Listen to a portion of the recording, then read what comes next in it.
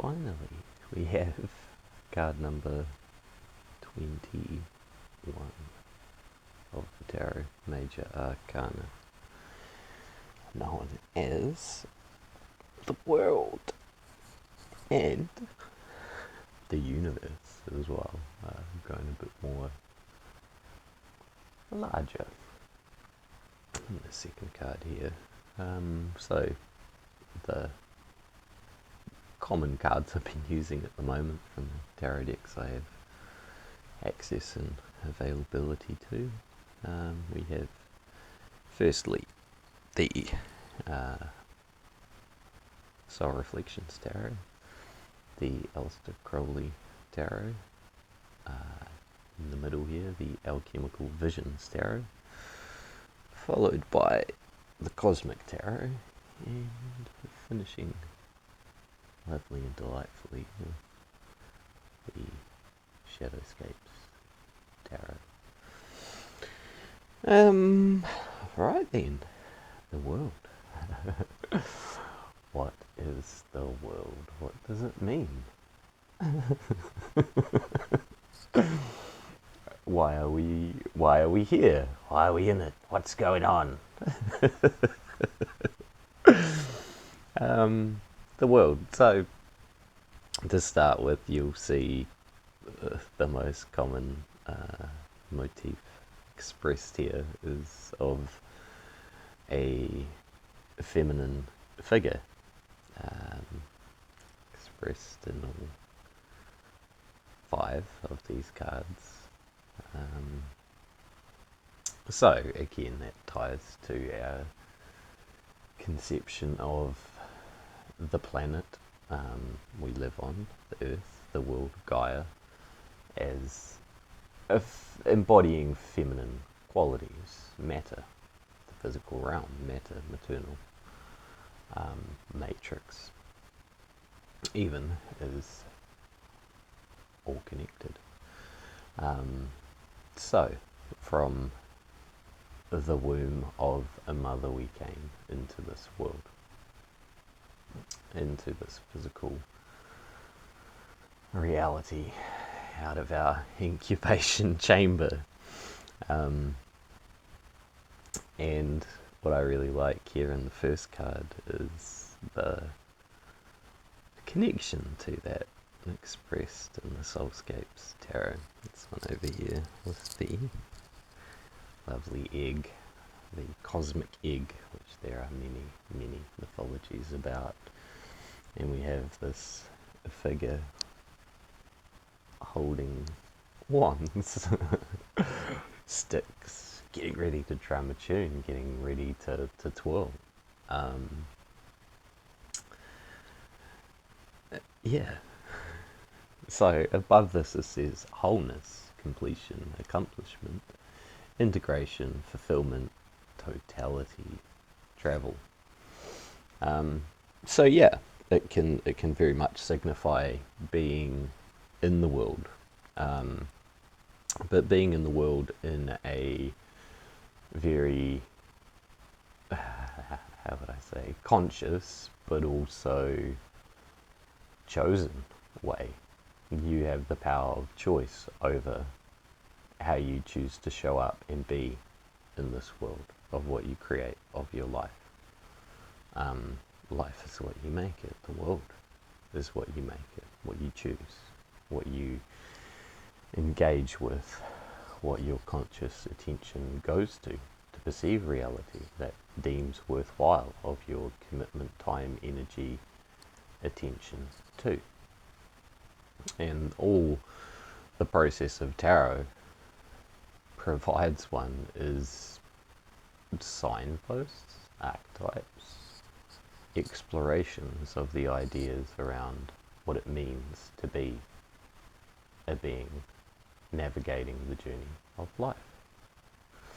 And in some ways, that doesn't need to necessarily be any more than that, and it is quite commonly very much respected and appreciated in its ability to provide that. What I really like in this card as well is you kind of have this hark back. This is the first card here. This hark back to the first kind of symbolisms of the tarot journey, with the circle, the cosmic egg, kind of implying the zero card, the Fool, which some argue is the ultimate completion, the end, or the beginning, or again the point of uniting both ends of the journey into a wholeness, into a circle. But you also have the 8, which the figure 8, the infinity nature of things, is subtly expressed here, with the lemniscate, or kate, as you may say it, from remembering the word right, but it basically is the number 8 symbol on its side, implying infinity. There was something else I was going to say, slipped my mind.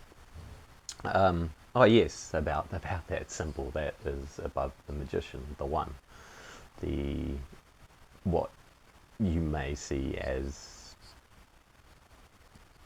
the magician as the self, the single, the individuated being. So these things are kind of echoed within this portrayal. What I kind of quite like as well, which I think is subtly implied here, is again this almost like this echo back to beginnings, endings, beginnings, with the figure obviously reaching a state of maturity, like you would say, we'll see that a child does in the womb before being born into the world. And at times our journey through life, there are echoing processes of that, forming ourselves, forming our understanding of the world around us, who we are. And that again is another part of the journey of tarot, is tools and guidance to help you look into yourself, to figure out who you are. And when that process maybe comes to a point of completion,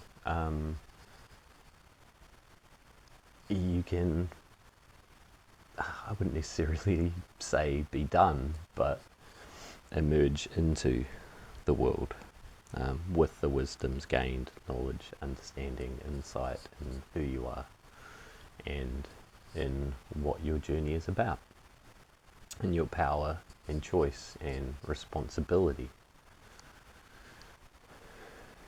to yourself to create that journey, and also to everybody else around who has the same privilege of doing that for themselves.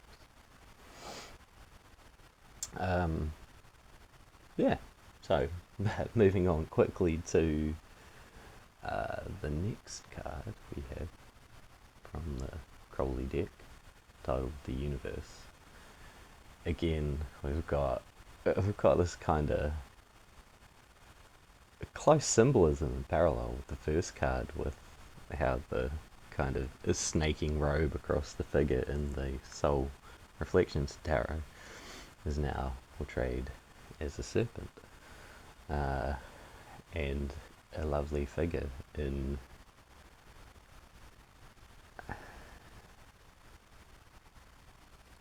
dance, in dynamic movement, with the serpent and with the spiraling galaxy above the head. So I quite like the slight shift here in naming and portrayal, and widening of perspective to think more than just our own planet we live on. We live with stars, with galaxies, with all these other forces out there, and beings and entities and intelligences that are possible for us to commune, connect, experience, and learn from. And yeah, if that's an inclination of yours, then by all means, embrace it, enjoy it, have it as a welcome part of your experience. You do not have to be defined by the strict material nature of the realm you find yourself in. It's good to be aware of it. It's good to have an understanding and a way of operating within it that is helpful and conducive, but it doesn't have to be all and end all. And kind of subtly, I'd say, implied beneath the figure's feet here is you could say kind of computer generated matrix like image of these two houses down here that maybe kind of echo that awareness or understanding that the world we live in, some might call a simulation, a matrix, a hallucination, it's a reality of sorts. But it's a reality in ways that maybe we can grow from and grow into bigger ones, further out ones, more embracive, expansive ones. And also you will see a common feature within portrayals of the world, the corner parts of the card are oftentimes, say 4 beasts, 3 beasts, and a man figure / angel. You'll see them dotted around the corners of this card, and this card here. And they each have significance, and if you want to learn about that, you can easily look it up. There's a lot of stuff about these. These are for various different groups important symbols. You can draw your own meanings from them, and I do appreciate people that find their own meanings in things. It's kind of your duty to find your meaning that works and resonates for you. I mean, to me, there's some insight on it as an exercise. You might decide to go, okay, well, what does a bull or a cow symbolize? Can be many things. Can be nurturing with milk, could be sacredness, could be gentleness, could be sturdiness, could be many things. Same with a lion, same with a bird, and same with an angel. Yeah, I'll leave that part at that. But they are very nice framings to this card. And in alchemical systems, they symbolize harmonizing elements or stages of progression. Right, now the world in the middle here is from the wonderful Alchemical Visions tarot, and we have a family tree. A tree. And a wonderful wreath of flowers. So again, the symbolism of fullness or completeness or fertility, abundance, which is what our world can be. The possibilities it gives us are for these things. So within the tree, we also have all these different species, animals, because we share our planet with other life forms, a part of divine creation that exists alongside us as our fellow inhabitants of this world and sacred beings in their own rights. I quite like that being kind of portrayed there. So, yeah, there's interesting levels of thought around what is man within the world, or what is human within the world, as opposed to these other animals. And the humans possess a really interesting capability and capacity and way of many, many things. And some might speculate and suggest they are a pinnacle of evolution, or put us at a vantage point for perception and awareness that is quite special. And there's some merit to, but some merit, I say some merit to the first statement, but more merit to we are in an interesting position.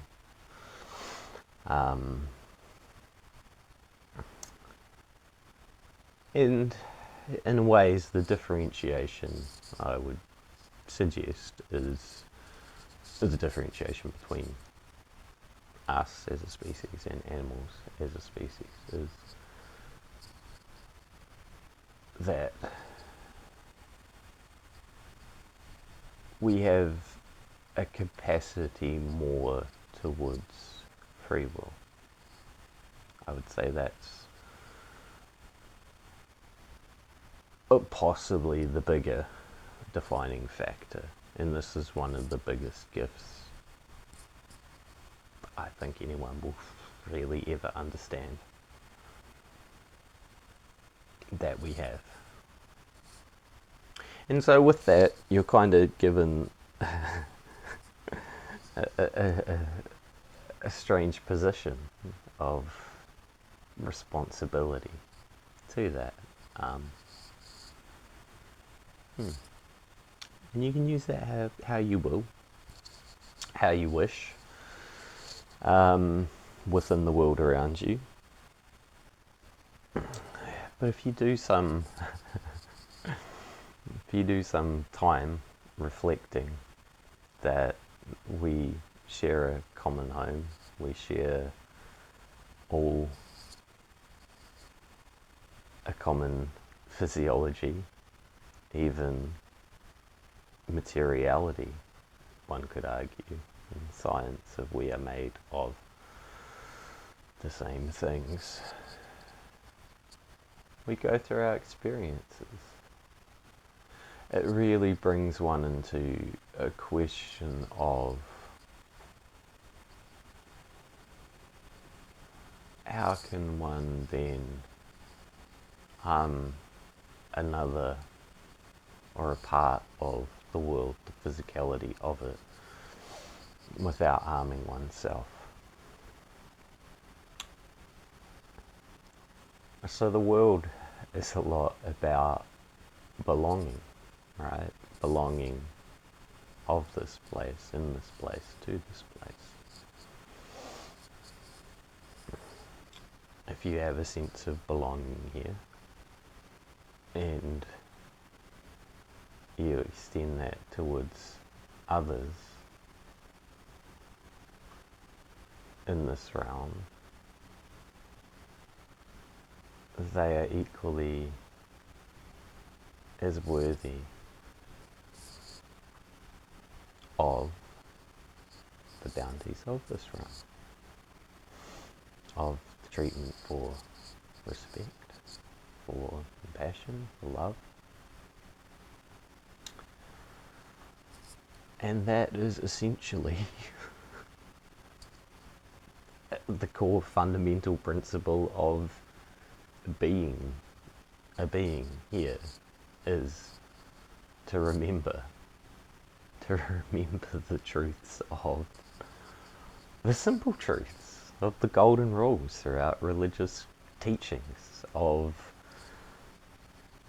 unity amongst not solely our fellow kin or species, but to all life, to all sentience, to all that is.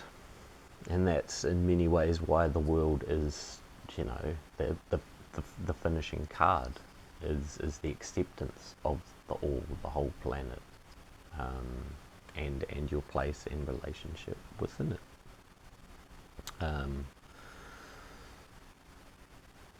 So we'll wrap that up on that.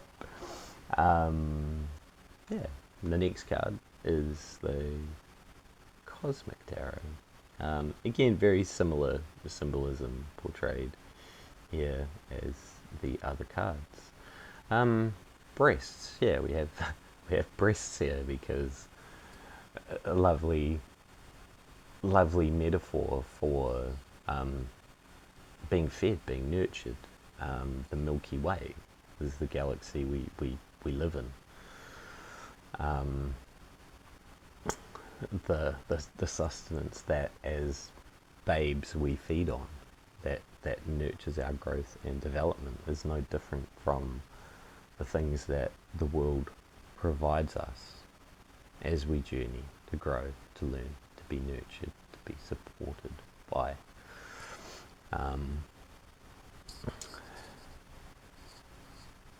So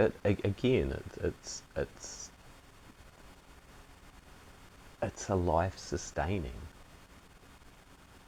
consciousness entity, vessel we inhabit. And it would be lovely if we had appreciation, reverence, and joy in the relationship we have with that. Yeah. And finally, we'll now move to the Shadowscapes Tarot, where,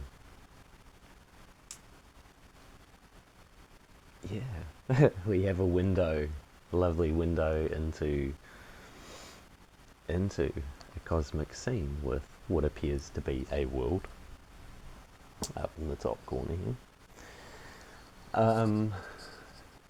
But also this wonderful figure looking into an orb, an orbiculum.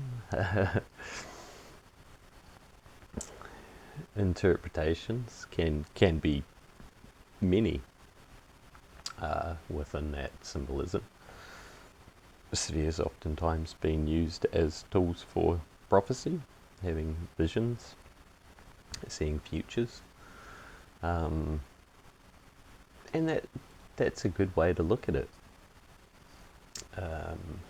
in the sense that what you can dream, what you can imagine, what you can then choose to create and invest in. I mean, it's your power to build worlds from that capacity of imagination. So don't let it be too overly hijacked, or nurture it. It's a good gift that we're given to create from. And there is another lens in spiritual traditions and readings and texts and ideas. There is a common theme running through about this being a world of illusion. So a ball, a bauble, can at times be seen or said to represent Maya, illusion. We live in this reality. It feels pretty real and solid and stable because it needs to. Um, yeah, but at essence, science and spirituality have discovered this is not so much so. We don't overly need to get too much into that. So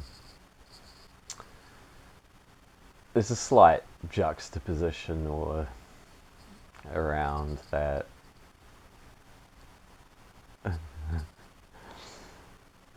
To take this experience lightheartedly, in a good way though. I mean, things do still matter here. The the journey you take here does matter to not only just yourself, but that is still very important, but to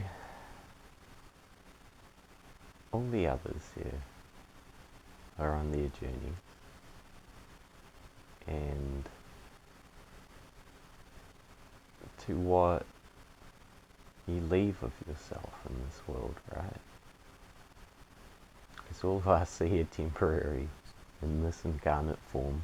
You may find yourself in right now as a temporary garment. And when you leave, when you go, the world carries on. You've been in it for a time. What has been your offering to the world for that privilege? Has it been good? Has it been worthwhile? Did it help others? Did it enlighten somebody? Did you offer yourself up in some way unto service? Because essentially that's a part of what is our personal and collective salvation.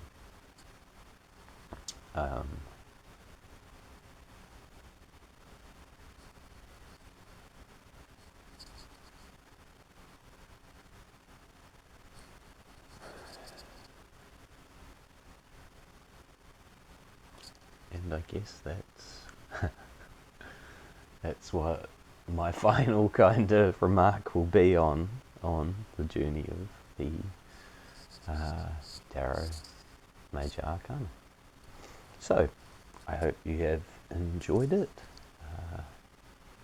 I have quite a bit. And